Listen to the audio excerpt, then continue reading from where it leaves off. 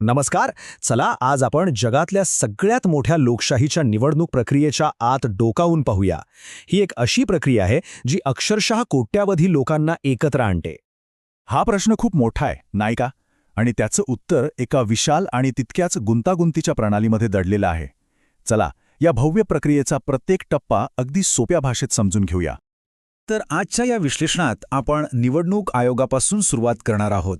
त्यानंतर निवडणुकीचा संपूर्ण आराखडा, त्याचे नियम, त्यातली आवाहनं आणि तंत्रज्ञानाचा प्रवास कसा झाला हे सगळं पाहणार आहोत. आता बघा, कोणत्याही मोठ्या कार्यक्रमासाठी एक मुख्य योजनाकार लागतो, बरोबर? भारतीय निवडणुकीच्या बाबतीत हीच भूमिका निवडणूक आयोग पार पाडतो. एवढं मोठं काम सांभाळायचं असेल तर एक शक्तिशाली आणि स्वायत्त संस्था तर हवीच. म्हणजे अशी संस्था जी कोणत्याही राजकीय दबावाखाली काम करत नाही.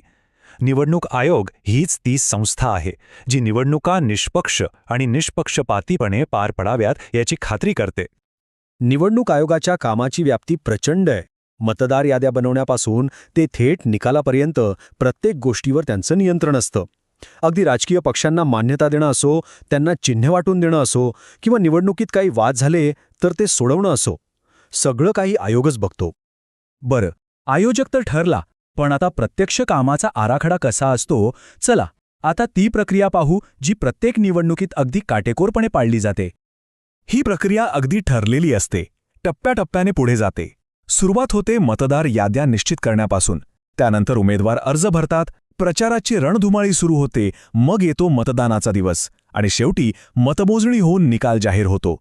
प्रत्येक टप्पा अगदी काळजीपूर्वक आखलेला असतो. प्रत्येक खेळाचे काही नियम असतात, नाही का?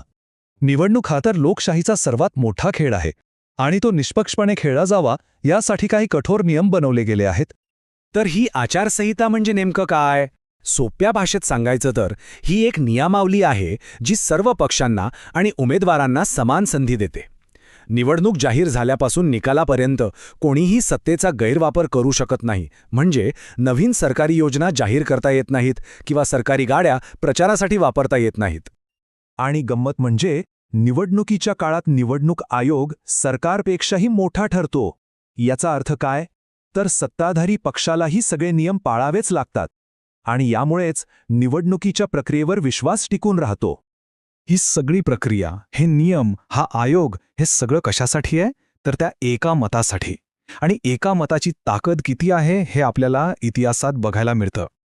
ही गोष्ट आहे श्याम सरण नेगी यांची, स्वतंत्र भारताचे पहिले मतदार.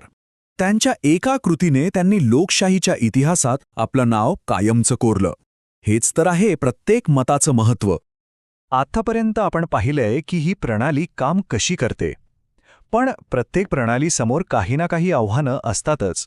भारतीय निवडणूक प्रणालीला सुद्धा काही मोठ्या अडचणींना तोंड द्यावं लागतं. या संपूर्ण प्रक्रियेचं अंतिम ध्येय अगदी साधं आणि सरळ आहे. निवडणुका कोणत्याही दबावाशिवाय आणि अगदी पारदर्शकपणे पार पडाव्यात. पण प्रत्यक्षात काही गंभीर समस्या आहेत. निवडणुकीत पैशाचा होणारा गैरवापर, गुन्हेगारी पार्श्वभूमी असलेले उमेदवार आणि हिंसाचार ही 3 मोठी आव्हानं आहेत ज्यांच्याशी निवडणूक आयोगाला सतत लढावं लागतं. मग या आव्हानांवर मात करण्यासाठी आणि निवडणूक प्रक्रिया अधिक सुरक्षित करण्यासाठी तंत्रज्ञानाने खूप मोठी भूमिका बजावली आहे. पूर्वीच्या काळी मतं एका साध्या मतपेटीत जमा व्हायची, ज्यात मतपत्रिका टाकल्या जायच्या. पण आता काळ बदलला आहे. आता फक्त एका बटनावर मत नोंदवता येतं आणि हे शक्य झालंय इलेक्ट्रॉनिक व्होटिंग मशीन म्हणजेच EVMमुळे. अर्थात हा बदल काही एका रात्रीत झालेला नाहीये. 1950च्या दशकातल्या त्या स्टीलच्या मतपेट्या, त्यानंतर 1990च्या दशकात आलेले EVM आणि आता पारदर्शकता अजून वाढवण्यासाठी आलेली VVPAT प्रणाली. हा एक सतत सुधारत जाणारा प्रवास आहे. व्हीव्हीपॅट म्हणजे काय असं वाटतंय? सोपं आहे. ही मतदारांना मिळणारी एक प्रकारची पावतीच आहे. जेव्हा मतदार बटन दाबतो तेव्हा एक स्लिप छापली जाते, ज्यावर कोणाला मत दिलंय ते दिसतं.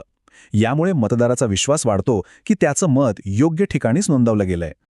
तर मग या संपूर्ण प्रक्रियेचा विचार केल्यावर एक प्रश्न मनात येतोच. आयोग, नियम, तंत्रज्ञान या सगळ्यामध्ये अशी कोणती एक गोष्ट आहे जी लोकशाहीला मजबूत ठेवते, तिला जिवंत ठेवते?